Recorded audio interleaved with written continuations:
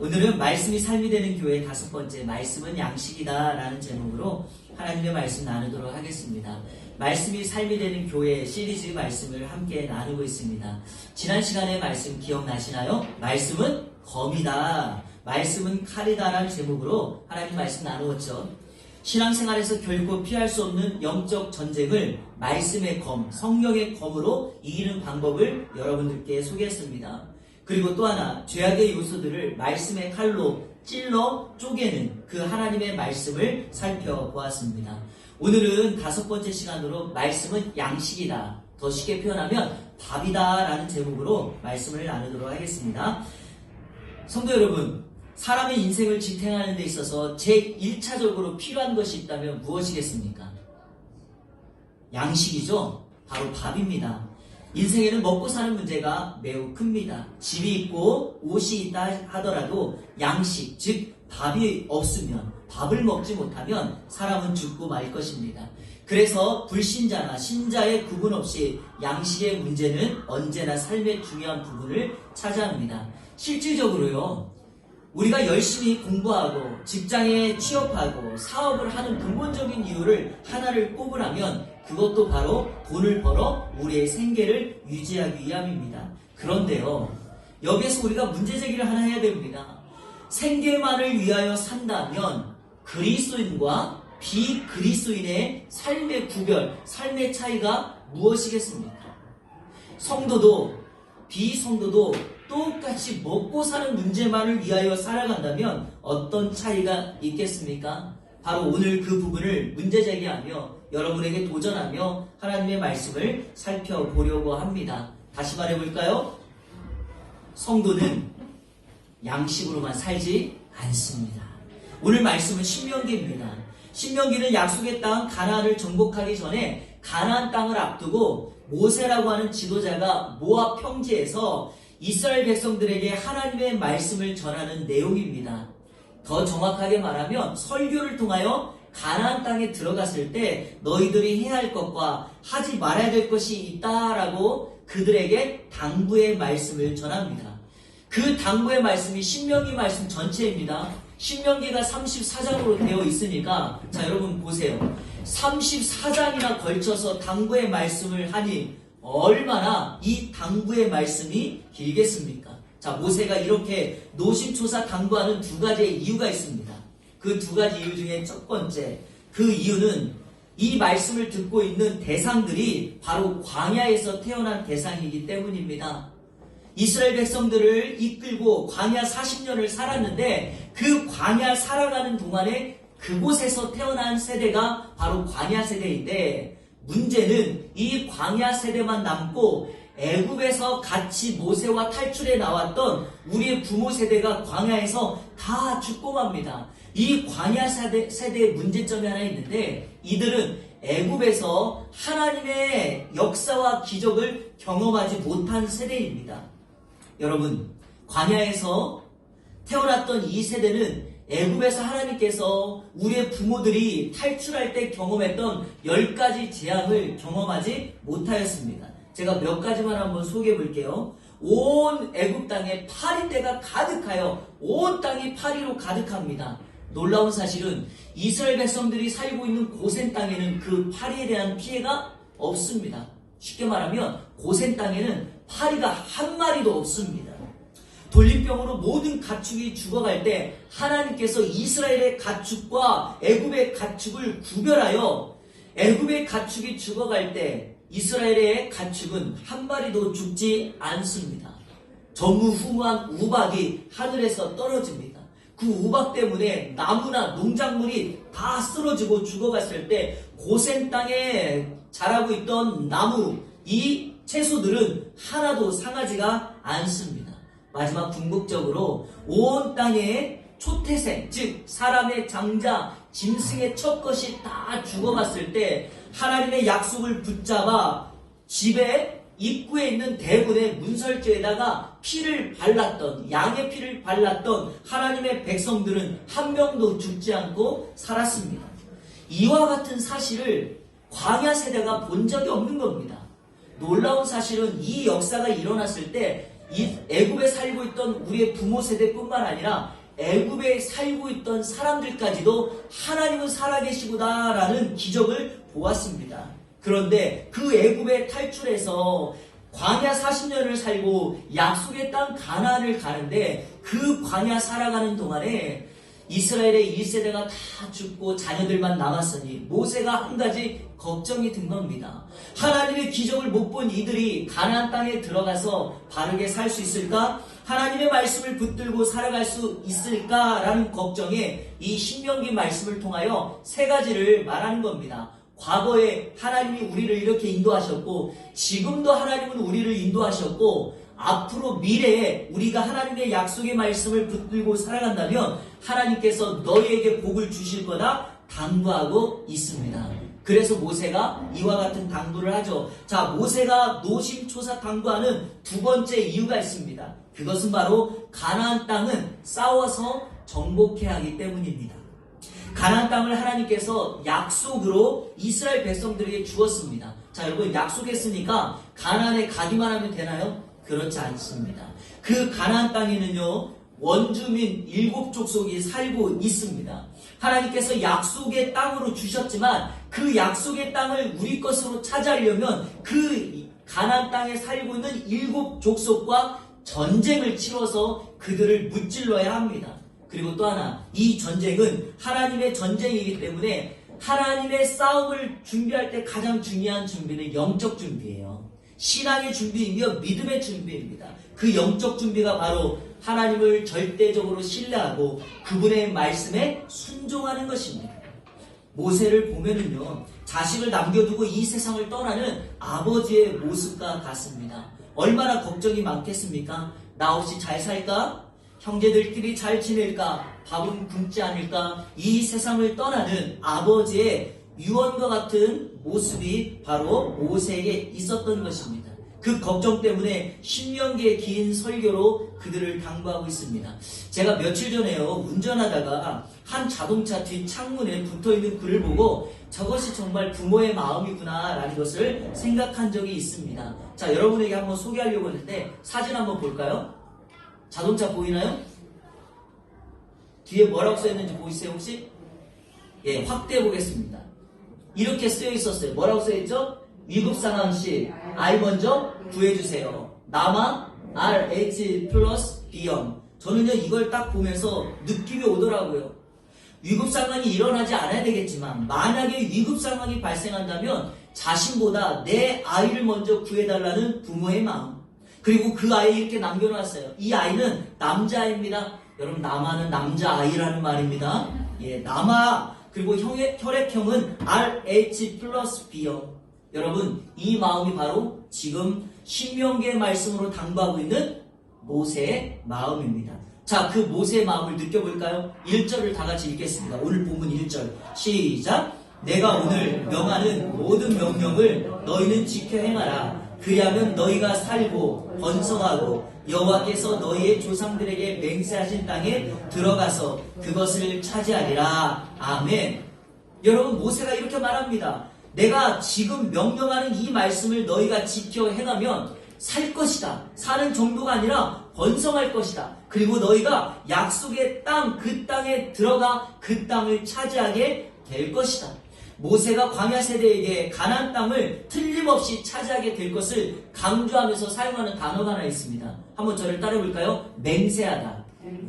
이거를 여러분 약속하다라는 말로 써도 되는데 왜 1절 하반절에서는 여호와께서 너희 조상들에게 맹세하신 땅이다 라고 소개했을까요? 이것은요 단순한 약속이 아니라는 겁니다. 하나님께서 이스라엘 백성들과 맹세까지 하면서 그 땅을 너희에게 주겠다고 하나님께서 맹세한 거죠. 중요한 사실은 이 맹세가 오늘 저와 여러분에게까지 이어진다는 사실입니다.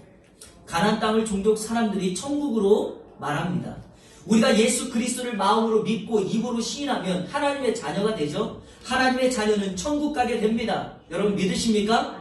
그런데 이 하나님께서 하나님의 자녀인 우리가 천국 갈 때까지, 천국에 입성할 때까지 이 땅 살아가는 동안에 현재의 삶에서 우리가 예수 그리스도를 붙들고 주님의 약속의 말씀을 붙들고 살아간다면 주님께서 이 땅에서 마치 가나안 땅에서 누릴 수 있는 그 풍성한 은혜를 우리에게 누리게 한다라는 것입니다. 자, 여러분, 문제는 우리가 아직 그 천국에 가지 않았으니 우리가 이 땅에 살고 있는 것 아니겠습니까? 그렇다면 이 땅은 바로 이스라엘 백성들이 가나안 땅에 들어가기 전에 살고 있는 광야와 같다는 것입니다. 그래서 우리는 지금 현재 광야를 살고 있습니다. 광야는 황무지를 뜻합니다. 이 광야라는 히브리 말이 미드바르예요. 한번 저를 따라해보세요. 미드바르. 이 단어가 다바르라는 말에서 나왔는데, 여러분 다바르가 무슨 뜻인지 아십니까? 말하다 이거예요. 하나님께서 아브라함에게 말씀하실 때 이 말이 바로 하나님께서 다바르 하셨다 이 말이에요. 하나님께서 노아에게 말했다, 하나님께서 사무엘에게 말했다 하는 말이 다바르예요. 자, 여러분, 왜 광야라는 말이 다바르라는 말에서 나왔을까요? 광야는 황무지예요. 춥고 외롭고 쓸쓸한 장소입니다. 광야에 가보세요. 사람이 없고 짐승만 가득합니다. 낮에는 뜨겁고 밤에는 매우 추운 장소입니다. 그런데 그 광야에서 하나님께서 우리에게 말씀하십니다. 그 광야에서 하나님의 음성이 들리고 하나님은 우리에게 다바르 하신다는 것입니다. 믿으십니까? 그곳에 사람의 소리가 없기 때문에 다른 시선을 빼앗기지 않습니다. 광야에서는 오직 하나님께만 집중할 수 있습니다. 그래서 우리는 이 광야에 머물러야 하며, 하나님께서 이스라엘 백성들을 4년도 아닌 40년 동안이나 그 광야에 머물게 하셨다는 것은 바로 그 광야 40년은 약속의 땅 가나안, 영적인 천국, 그 천국을 들어가 하나님의 나라에 입성하기 전에 하나님의 말씀을 붙들고 이 땅에서 그 말씀대로 순종하며 살아가는 것, 그 말씀과 함께 주님과 친밀함을 형성하는 장소, 바로 그것이 광야이기 때문입니다. 사랑하는 여러분, 그래서 저와 여러분은 오늘 이 땅 광야 같은 인생을 살아가고 있습니다. 이 땅 광야라 할지라도 결코 두려워하지 말 것은 하나님이 여전히 저와 여러분에게 말씀하시고 그 말씀을 통하여 우리를 살리시고 세우는 줄로 믿습니다. 이번 한 주간 하나님의 말씀 붙들고 한 주간 승리하는 저와 여러분들 되시기를 주님의 이름으로 축복합니다.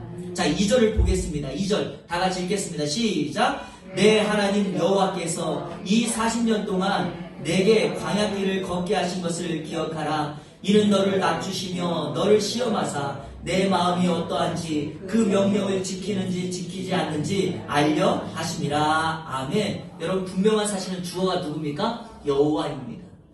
여호와께서 이스라엘 백성들을 40년 동안 광야로 보냈다는 것입니다. 내가 갔다면 여러분 그 인생이 흔들리겠지만, 나를 그 광야로 이끄신 분이 여호와 하나님이라면 결코 이 인생은 광야를 살지라도 쓰러지거나 낭망하지 않을 것입니다. 왜냐? 여전히 하나님은 광야의 인생 속에 내가 머물러 있을지라도 내 인생을 인도하시기 때문에, 사랑하는 성도 여러분, 하나님께서 저와 여러분을 고통의 현장, 광야의 현장, 황무지와 같은 인생 속에서 우리를 여전히 인도하고 계신 줄로 믿습니다. 그곳에서 하나님이 우리를 낮추시고 그리고 우리를 시험할지라도 여러분, 중요한 사실이 이거예요. 하나는 마음이 어떠한지를 주님이 보실 것이고, 내가 여전히 그곳에서 하나님의 명령을 지키는지 지키지 않는지를 나를 테스트하겠지만 역시 주어는 하나님이세요. 그러기에 우리 인생이 살 수 있습니다. 자, 광야와 같은 이 인생 살 때 우리 하나님께서 우리의 마음이 어떤지, 나의 명령을 지키는지 안 지키는지, 그 시험의 매개체가 혹시 뭘까요? 그 매개체가 바로 양식이에요. 양식. 떡을 먹는 문제를 가지고 주님이 시험한다는 것입니다. 자, 그 시험의 내용이 3절이죠. 3절을 다 같이 읽겠습니다. 시작. 너를 낮추시며 너를 줄이게 하시며 또 너도 알지 못하며 내 조상들도 알지 못하던 여호와의 입에서 나오는 모든 말씀으로 사는 줄을 내가 알게 하려 하심이니라. 아멘. 제가 조금 전에 말씀드렸죠. 광야는 황무지입니다. 어떤 농사도 지을 수 없고 그렇다고 사냥을 할 수 있는 것도 아닙니다. 물을 얻기는 더더욱 어렵습니다. 그런 광야임에도 불구하고 이스라엘 백성들은 40년 동안 광야에서 살았습니다. 그들이 거기에서 살 수 있었던 유일한 이유는 하나님께서 이 땅에서 볼 수 없는 하늘의 양식 만나를 그들에게 내려주셨기 때문입니다. 만나를 주심으로 하나님의 백성들에게 그래서 이 양식을 먹고 내가 원하는 너희의 목적, 즉 사람이 떡으로만 사는 것이 아니라 하나님의 입에서 나오는 모든 말씀으로 살아야 된다라고 하는 사실을 그들에게 가르쳐 주십니다. 사랑하는 여러분, 오늘은 어떨까요? 지금도 마찬가지입니다. 오늘도 하나님이 우리에게 원하는 것이 있습니다. 성도 여러분, 사람들은 오늘도 여전히 떡을 원하고 떡이 필요합니다. 떡은 삶을 지탱하는 수단이자 도구이죠. 사람들은 여전히 떡을 열심히 찾고 다닙니다. 그런데 하나님이 우리에게 딴지를 거시는 것 같아요. 사람은 떡으로만 사는 게 아니라 하나님의 입에서 나오는 모든 말씀으로 산다. 여러분, 떡과 양식을 대조하고 있습니다. 떡은 육신의 양식이죠. 말씀은 영혼의 양식입니다. 그러니까 하나님은 이렇게 말씀하고 있습니다. 성도는, 하나님의 백성은 육신의 양식인 떡으로만 사는 것이 아니라 하나님의 양식인 말씀으로 살아간다. 이 사실을 우리에게 말씀하고 있습니다. 자, 여러분 어떻게 생각하십니까? 이런 질문을 할 수 있겠죠? 떡이 있고 말씀이 있는 거지. 육신의 떡이 채워지지 않으면 영의 양식이 무슨 소용이란 말인가? 이렇게 질문할 수도 있겠지만 그렇지 않습니다. 왜냐? 이스라엘 백성들의 모델을 보아도, 이스라엘 백성들의 예를 보아도 40년 동안 그들이 광야에서 살 수 있었던 것은 하나님께서 그들을 먹이시고 입히셨기에, 오늘 성경 말씀 4절에 보면 그의 발이 부르트지 아니하고 옷도 의복도 헤어지지 않았다고 말씀합니다.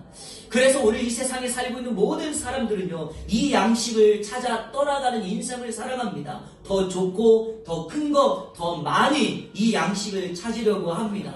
그런데 여러분, 이것이 우선순위에 문제가 생겼을 때, 우선순위가 잘못되었을 때 나타나는 현상을 한번 여러분에게 말씀드리도록 하겠습니다. 이스라엘 백성들이 광야에서 먹었던 만나의 변화의 모습을 여러분들께 소개하겠습니다. 어떻게 만나에 대한 생각이 달라지는지. 첫 번째, 만나를 처음 그들이 경험했을 때 출애굽기 16장 31절 다 같이 읽겠습니다. 시작! 이스라엘 족속이 그 이름을 만나라 하였으며 가시 같고 희고 맛은 꿀 섞은 과자 같았더라. 아멘. 하늘에서 만나가 내렸을 때 이스라엘 백성들의 첫 번째 반응이 이거였습니다. 가시 같고 희고 맛은 꿀 섞은 과자다. 자, 여러분 꿀 섞은 과자 먹어보셨어요? 저는 꿀꽈배기밖에 못 먹어봤는데 꿀꽈배기를 지금도 잘 먹습니다. 그것보다 더 맛있겠죠. 아마 이들은 그 꿀 섞은 과자와 같은 만나를 먹으면서 정말 놀라웠고 행복했을 것입니다. 광야에서 살아도 좋겠다라는 생각을 하였을 것입니다. 그런데 이 만나의 생각이 시간이 지나니까 바뀝니다. 자, 두 번째, 만나에 대한 이들의 반응. 민수기 11장 7절 8절인데 같이 읽겠습니다. 시작! 만나는 가시 모양 같고 모양은 진주와 같은 것이라. 백성이 두루 다니며 그것을 거두어 맷돌에 갈기도 하며 절구에 찢기도 하고 가마에 삶기도 하여 과자를 만들었으니 그 마치 기름 섞은 과자 맛 같았더라. 아멘. 이 본문이 뭐냐면 갑자기 백성들이 모세에게 고기가 먹고 싶다고 난리를 칩니다. 우리가 애굽에 있을 때 고기도 먹고 부추도 먹고 너무 좋았다 이렇게 말합니다. 갑자기 부추쌈에 삼겹살이 생각나시죠? 예. 그래서 오늘은 아쉬운 대로 제육볶음으로 우리가 점심을 먹겠습니다. 자, 여러분, 그런데 어떠합니까? 광야에서 이들이 아무 일도 하지 않았는데 그럼에도 불구하고 하나님은 하늘에서 만나를 내려주심으로 그들을 먹였는데 이들에게는 만족함이 없고 대신에 고기 먹고 싶다 난리를 칩니다. 그래서 여러분, 하나님께서 매출하기를 그들에게 고기를 먹게 해주셨습니다. 세 번째 반응. 여러분, 기름 섞은 과자는 어떤 맛일까요? 꿀 섞은 과자를 먹다가 갑자기 기름 섞은 맛의 과자를 먹으면요, 아마 식용유 맛이 나는 그 정도지 않을까요?